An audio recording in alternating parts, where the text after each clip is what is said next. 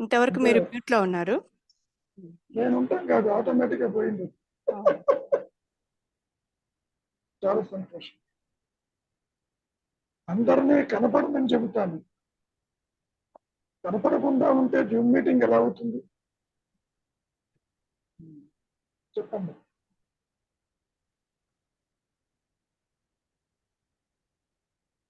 గురుగారు కూడా కనపడట్లేదు. గురుగారు మీరు వీడియో ఆన్ చేసుకోండి గురుగారు. ఇంకా ఆయన ఎక్కడున్నాను నాకే తెలియదు. ఇది ఎట్లా ఆఫ్ చేయాలి, ఆన్ చేయాలి?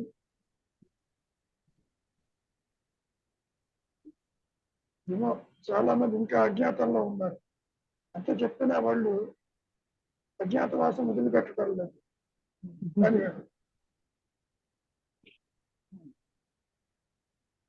చెప్పండి. మొదలుపెట్టిన గురుగారు. తప్పకుండా. సిద్ధమై ఉన్న సద్వస్తువులో స్థితమై ఉండడమే ఆత్మసిద్ధి. బాగానే ఉంది. ఇంతకీ సిద్ధమై అంటే ఉండదు ఏమిటి? సద్వస్తువు చెప్పిన ఆయన రవి. గురువు గారు ఏమిటి సిద్ధమైంది? అది సిద్ధమని నీకు తెలిస్తే నువ్వేముంటావుగా. అవును గురువు గారు, ఆల్రెడీ సిద్ధించి ఉంది అంటారు కానీ తెలియదు గురువు గారు. అది నీకు తెలియదు కదా మరి. తెలియదు. సిద్ధమైంది అన్న సంగతి జీవుడికి తెలియదు. ఆయన పాముకి తెలియదు ఒక తాడు ఒకటి ఉన్నదని. చెప్పుకోవటానికి ఆత్మ ఎప్పుడూ ఉన్నది, సిద్ధమై ఉన్నది. అట్లా ఉండటమే నిజమైన సిద్ధి అని, మిగిలిన సిద్ధులన్నీ కూడా ఎందుకు పనికిరావని, వచ్చిపోయేవని ఇట్లా. సో సిద్ధమై ఉన్నది అనే పదం ఒక్క ఆత్మజ్ఞాని మాత్రమే చెప్పగలరు.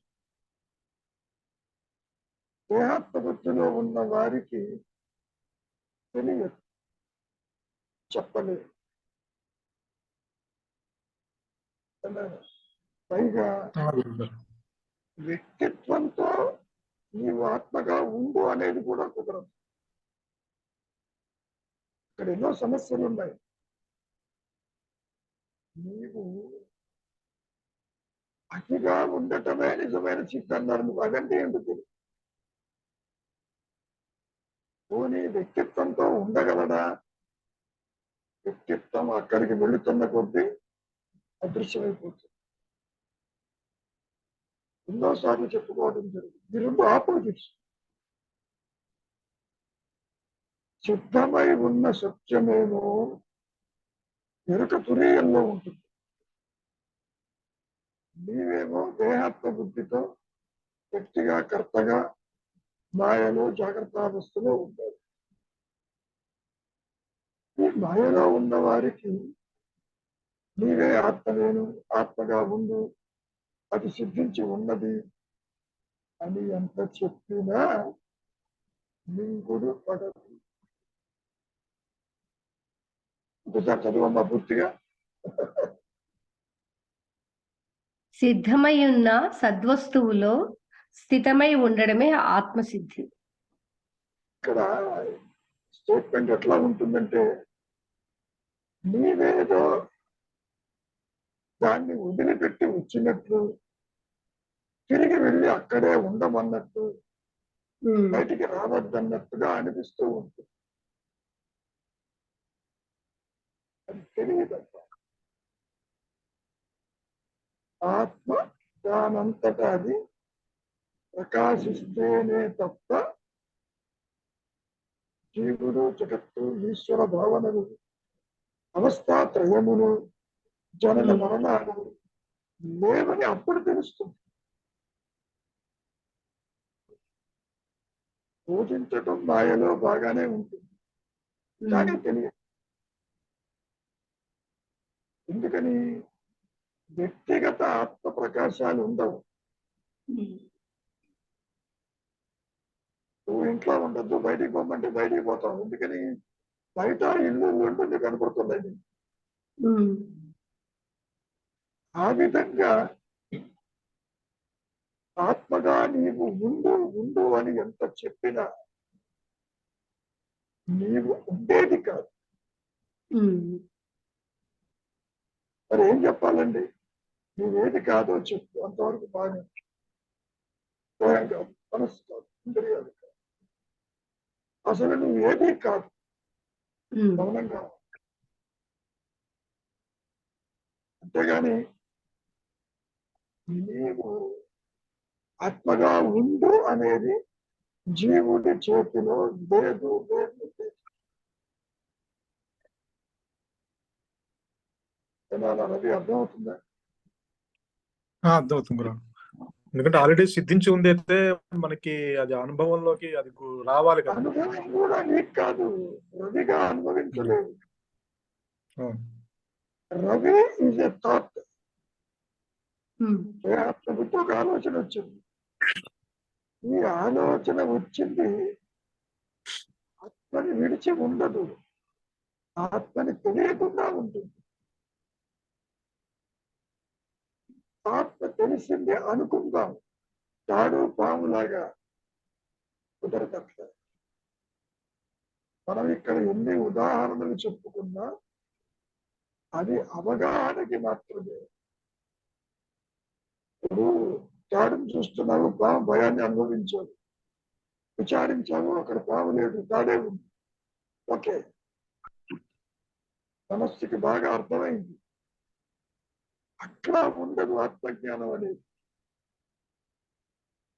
గురువు అందించడు.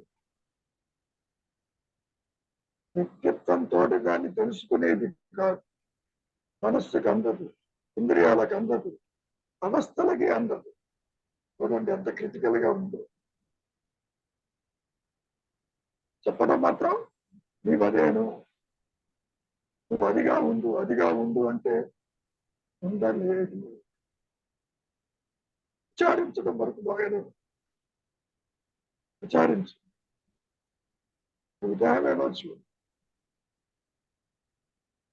నీవు ఆత్మగా ఉండు అంటే సామాన్యంగా ఏమనుకుంటారు? నేను ఆత్మని విడిచి ఉన్నానేమో, తిరిగి ఆత్మని ఎప్పుడు తెలుసుకుంటాను, ఆత్మగా ఉంటానని అనుకుంటాడు.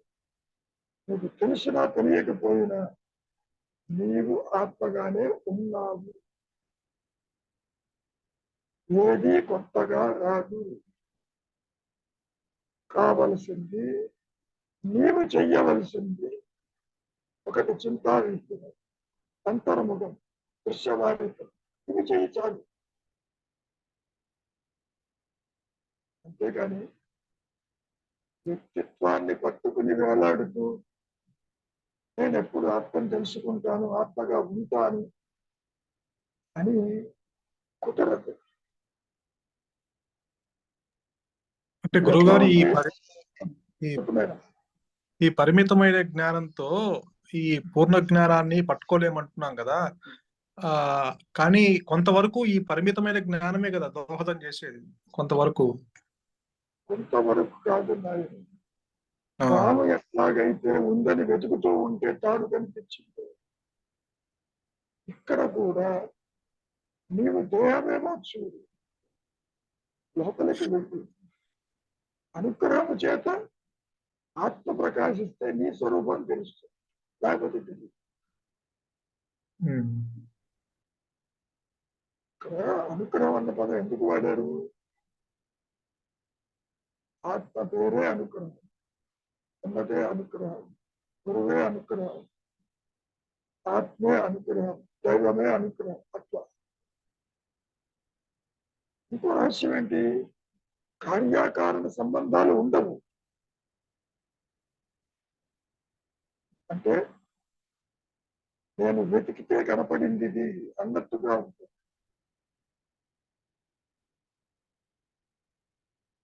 ఆత్మజ్ఞానం అందుకనే అది బోధించేది కాదు. ఏమైనా గురుగారు చెప్పిన ఇంకా ఆయన ఉందా? అయితే అంటే ఇప్పుడు దా ఈ అహంకారంతో గాని అంటే ఈ బుద్ధితో గాని దాన్ని మనము ఈ ఇంద్రియాలతో గాని దేంతో గాని మనము దాన్ని తెలుసుకోలేము. అంతేగా ఆ, మరి. అది అంటే తెలియబడేది కాదు. అది తెలియబడితేనే. ఎందుకని ఇంద్రియాతీతమైంది నీకు ఎలా తెలుస్తుంది? ఉమ్, వాక్కులకు అతీతమైంది ఎలా చెప్పగలవు? మనస్సుకు అతీతమైంది ఏ విధంగా నువ్వు చెప్పగలవు? అది తెలియబట్టడానికి కలిగే కూడా లేదు కదా గురువు గారు అయితే.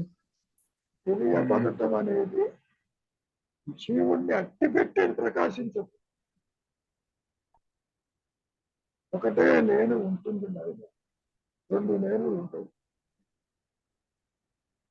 ఆ ఉన్నటువంటి సిద్ధమైన నేను అహం స్ఫురణ ఇదిగో జీవుడిగా, జగత్తుగా, ఈశ్వరుడిగా కనపడుతుంది. ఇప్పుడు చూచేది కూడా జ్ఞానమే, కాకపోతే స్వయం ప్రకాశము లేని సాపేక్ష జ్ఞానం. ఎందుకంటే ఏంటి, దీన్ని పట్టుకుని నాకు ఆత్మ ఎప్పుడు ప్రకాశం అవుతుంది అనుకుని ఎంత తంటాలు పడ్డా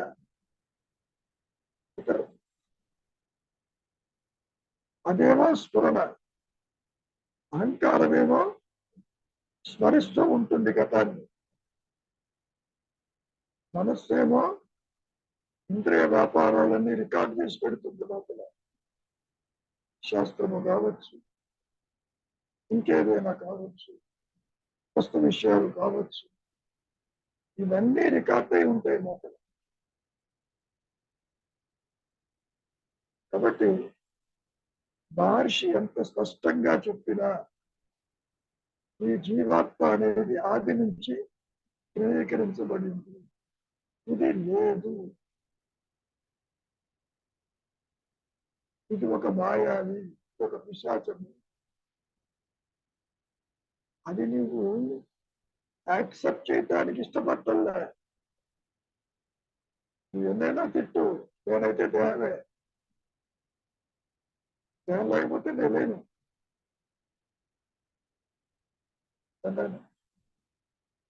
అవును గురువు గారు. తెలియబట్టడానికి కావాల్సిన అర్హత కూడా ఏం లేదు కదా. తెలియబడటానికి అన్యం ఉండాలి కదా దానికి. ఒకవేళ తాడుకు అన్యంగా తాము గనక ఉంటే చెబుతుంది తాడు, తావే లేదు, అదే తాడు. ఈ బోధలన్నీ కూడా ఒక రకంగా మాయా బోధలే. ఏమి సత్యాన్ని మాయలో చూపించి అందించేది కాదు. అందుకని అంటున్నారు మహర్షులు వారు, ఆత్మజ్ఞానం గురువు అందించడు, పుస్తకాల్లో ఉండదు, ఆకాశం నుంచి ఊడిపడదు, ఇతరుల నుంచి రాదు. ఇన్ని చెప్పిన వారు చెప్పింది అక్షర సత్యం. అది సిద్ధమై ఉన్నది. అది ఉంటేనే నీకు దేహాత్మ బుద్ధి ఇక్కడ ప్రకాశిస్తున్నది. కాబట్టి ఏం చేయాలి? నీ దృష్టి బయటి నుంచి లోపలికి రావాలి. దాన్నే ఉపదేశాలలో చింతావిహీనం.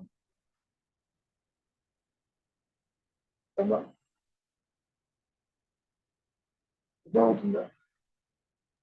అర్థమవుతుంది గురువు. ఎంత చింతావిహీనమైనా అక్కడ మళ్ళీ అనుగ్రహం అనే వర్షం కురవాలి. ఆయన ముందు చింతావిహీనం కా, అదే గురువు గారు. ముందు మౌనానికి రా, వైరాగ్యం కలిగి ఉండు. నువ్వు రాగాలన్నీ పట్టు కూర్చుని, కర్మలను పట్టు కూర్చుని వాడి ఆత్మ తెలియటం లేదంటే ఏం చెబుతాడు మహర్షి? నీవే అది, నీవే అది సిద్ధమై ఉంది బొమ్మట్టే. ఏమన్నా శోభ వినపడుతుందా? అన్మ్యూట్ చేసుకుంటే మాట్లాడచ్చు. నమస్తే గురుగారు. చెప్పుతండి. గురుగారు. అర్థమవుతుంది గురుగారు. అర్థమవుతుంది గురుగారు. ఏమన్నా ఉంటే అడగచ్చు. నువ్వు కనపడ్డావు కాబట్టి అడగమంటున్నా. కనపడకపోతే కనపడిన వాడిని అడగమందిగా.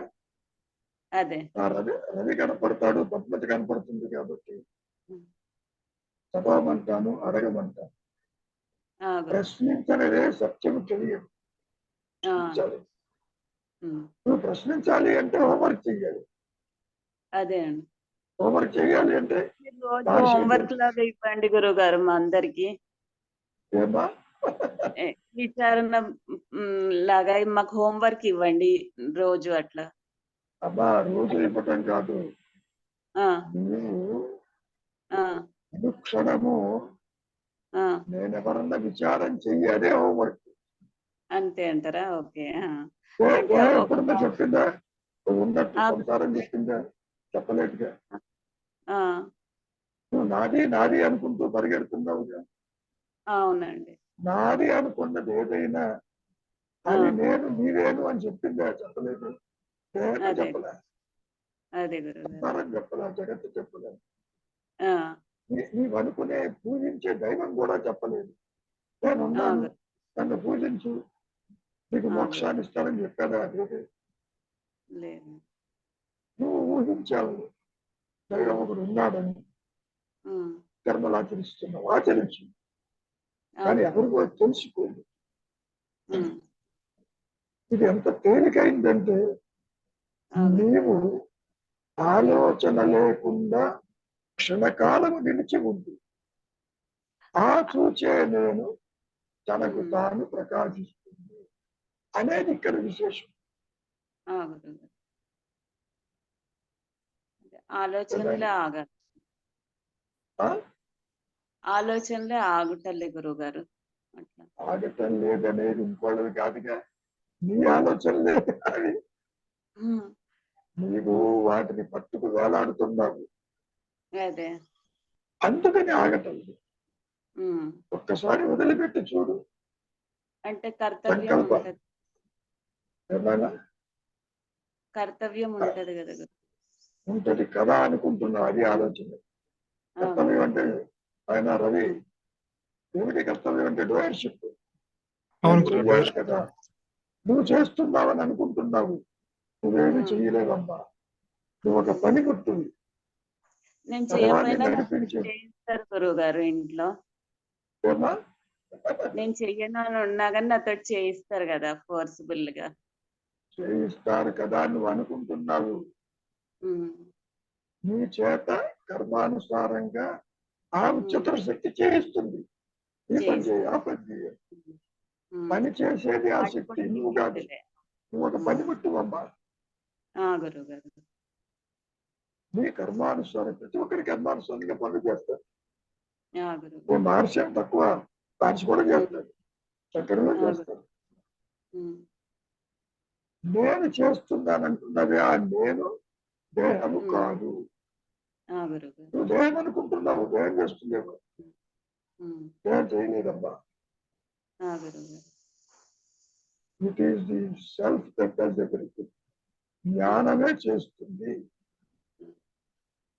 ఈ జడమైన దేహం ఏమీ చెయ్యలేదు. డాక్టర్ ఎప్పుడైతే క్షణకాలము చూడటము, వినటము, పనిచేయటం మానేస్తుందో అది తను తాను చూస్తుంది. ఇప్పుడు ఉన్నది కూడా జ్ఞానమే, కాకపోతే పూర్ణ జ్ఞానం కాదు, సాపేక్ష.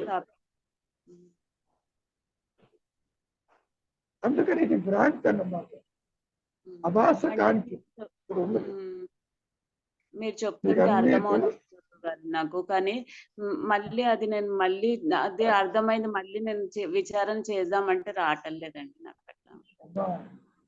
రావటానికి కొత్తగా ఏది ఉండదు. అదే వేరుగా నీతో కలిపి నీవు చూస్తున్నది అసత్యమని గుర్తించు. అదే అసత్యం కాకపోతే నీవు నిద్రిస్తున్నప్పుడు నీ దేహము, సంసారము, జగత్తు పొరపాటున కనపడింది అక్కడ? లేదు కదా. ఇది ఇంత అసత్యమైన ఆత్మని విడిచిలేదు అది. గురుగారు. తాను అసత్యమైన తాడుని విడిచిలేదు. గురుగారు. ఇది గుర్తుపెట్టుకోవాలి. గురుగారు. కదా? ఉమ్. ఇదేదో పోతే అది వస్తుంది అనుకోబాకు. ఇది పోవటానికి ఇప్పుడు కూడా లేదు. గురుగారు. ఇది అంటే ద్వైతము, ఇది అంటే దేహము, సంసారము, జగత్తు, దైవము, ఈ అవస్థాత్రయము ఇదేది లేవమ్మా. ఉన్నట్టుగా భ్రమ కలుగుతుంది. పోవటానికి ఇప్పుడు ఇది లేదు. కొత్తగా రావటానికి ఆత్మ లేకుండా పోలేదు. నేనంటున్నావా అనకపోతే అది ఆత్మ, అంటే అనాత్మ. రవి అర్థమవుతుందా? అర్థమవుతుంది గురుగారు. నేను ఇది అది అది కనుక అంటే అది అనాత్మ, మాయ, భ్రమ. Very simple. నేను ఫలానా ఫలానా అంటే అది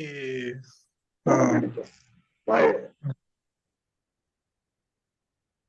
ఏమి అనకుండా స్ఫురణగా ఉన్నావనుకో అది ఆత్మ.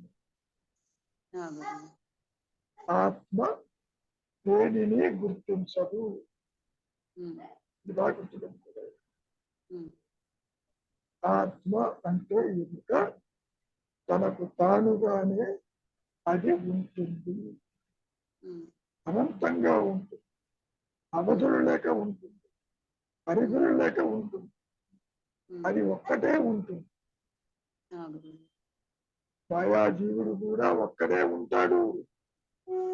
ఆ దేహానికి పరిమితమై ఉంటాడు. ఆ జీవుడికి ఇతరులు కనపడతారు. అందుకని ఎందరో ఉన్నారు, అన్ని ఉన్నారు అని అనుకుంటాడు. దేహాత్మ బయటకు వచ్చినప్పుడు ఆ విధంగా అనిపిస్తుంది. నిజానికి తానెవరో విచారం చేసినప్పుడు లేదు. గురుగారు అర్థమైందండి. ఇంకేం లేదు గురుగారు. నమస్కారం గురువు గారు. చాలా సంతోషం ఆయన కనిపించావు. ఇంకా వినిపించు.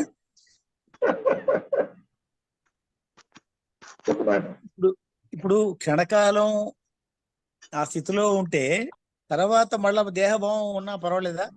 అంతేగా మరి. ఏ మహర్షి మాత్రం ఏమో లేదనే ఏమన్నాడు తెలుసా?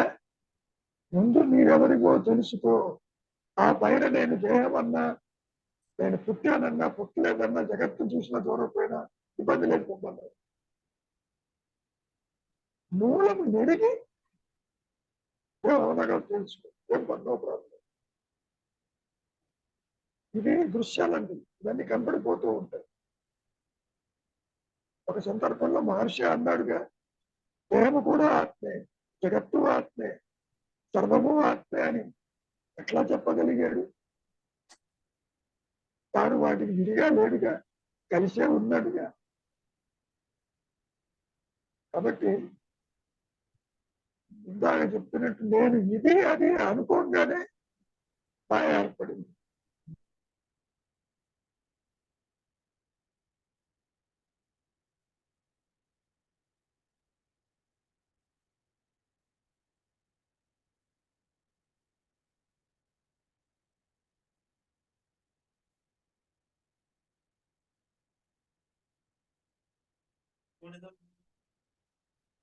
కనపట్లేదు, వినపట్లేదు గురుగారు.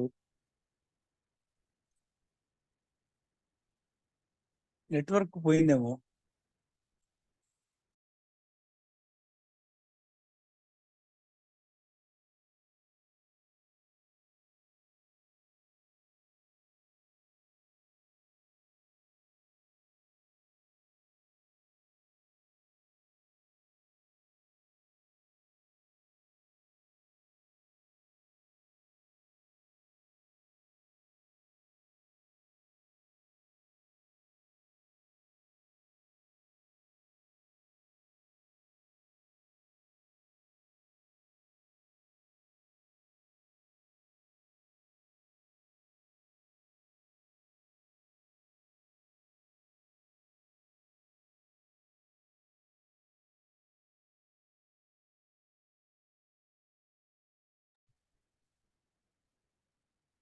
గురువు గారు డిస్కనెక్ట్ అయ్యారు. రవి గారు స్టేటస్ ఇంకోసారి చదవండి మనందరం.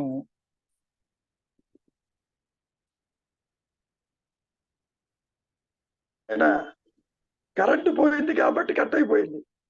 అందుకే మళ్ళీ ఫోన్ మీదకి వచ్చాను, ల్యాప్టాప్ పక్కకి పెట్టి. కాబట్టి మీరేమంటున్నారు మళ్ళీ చెప్పండి ఒకసారి.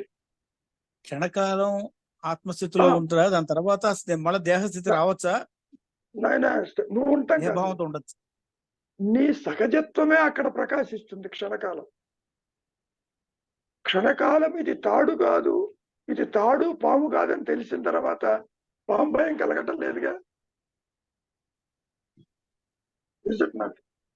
మళ్ళా దిగజారితే దిగజారి అటువంటి విషయాలు మీకు మళ్ళీ పాము భయం కలుగుతుందా? ఆలోచించండి. దిగజారడానికి కారణం వాసనలు అన్నారు. వాసన తీవ్రత వల్ల దాన్ని తొలగిపోవద్దన్నారు. ఇది ఎట్లా ఉంటుందంటే, వ్యక్తిగతంగా ఆత్మని తెలుసుకుని మళ్ళీ సంసారం అనే ఊబిలో పడ్డట్టుగా అనిపిస్తుంది. అది జరగదు. మహర్షి తిరువణామలై వదిలిపెట్టి మళ్ళీ మధుర ఎందుకు పోలేదు? అక్కడి నుంచి వచ్చాడుగా. రావాల్సిన అవసరం ఏంటి? తల్లి వచ్చినా వద్దని చెప్పాడుగా. అందరూ ఆ స్థాయిలో ఉండదు. లేదు నాయన, అందరూ అనేది ఎక్కడా లేదు. అందరిది అంటున్నాడు ఒకటే స్థాయి, సిద్ధమైన ఆత్మే ఒకటే ఉంటుంది. ఒకటే స్థాయి కానీ రియలైజేషన్ అందరికి ఉండదు కదా. వ్యక్తిగతంగా ఉండదు నాయన, వ్యక్తిగతంగా ఎవరికి ఉంటుంది. Realisation is for the self, by the self, to itself, not to జీవ. పాముకి రియలైజేషన్ ఉండదు. నేను తాడుని, అప్పుడప్పుడు పాము అయినా నేను అనుకోలేదు. పామే లేదు, ఇక్కడ జీవుడే లేడు.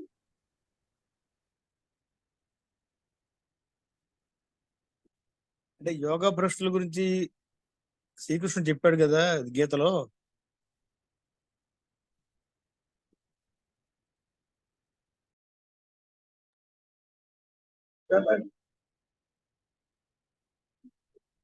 వినపట్టలే, మీ మాట కట్ అయింది. చూడండి, యోగ భ్రష్టుడి గురించి కూడా శ్రీకృష్ణుడు చెప్పాడు కదా. యోగ ప్రశ్న అంటే ఏమిటి? మళ్ళా మనం అసలు అటువంటిది ఏది ఉండదు. నువ్వు దేహం కానప్పుడు ప్రస్తుతం ఎక్కడ వెళ్ళినవాడు దిగజారచ్చు, సాధనలో వెనకబడచ్చు. ఎందుకని? ఇవన్నీ కూడా ఆప్షన్స్. ఒకసారి నిప్పులో వేలు పెడితే కాలితే కాలకుండా ఉంటుందేమో అని అనుకుంటాడా ఎవడన్నా? అనుకోడుగా. కాబట్టి ఆత్మ అనుభవం అనేది వచ్చిపోయేది కాదు.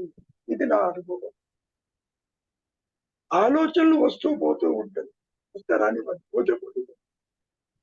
నీవు దేహము కానప్పుడు దేహమటిపోతే నీకెందుకు? నిద్రపోతుంటే దేహం అవేందో తెలుసా మీకు? తెలియదు కదా.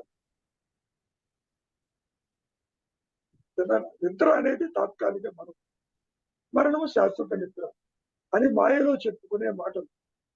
అసలు జనన మరణాలు లేనిది ఆత్మస్థితి. ఉదయస్మానాలు లేవు దాన్ని. ఇది ఒకటి బాగా గుర్తుపెట్టుకోండి ఆయన. వ్యక్తిగత ఆత్మ అనుభవాలు ఉండవు. అహం స్ఫురణ నిరంతరము సిద్ధమై ఉన్నది.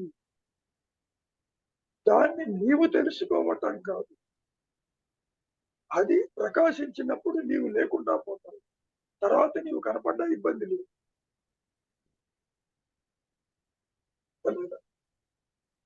Are getting the essence of this.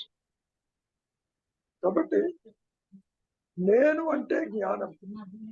ఎప్పుడైతే మనస్సులో నేను స్త్రీని, నేను పురుషుణ్ణి, నాకు బాధ్యత ఉన్నదని అనుకోగానే ఏమైంది?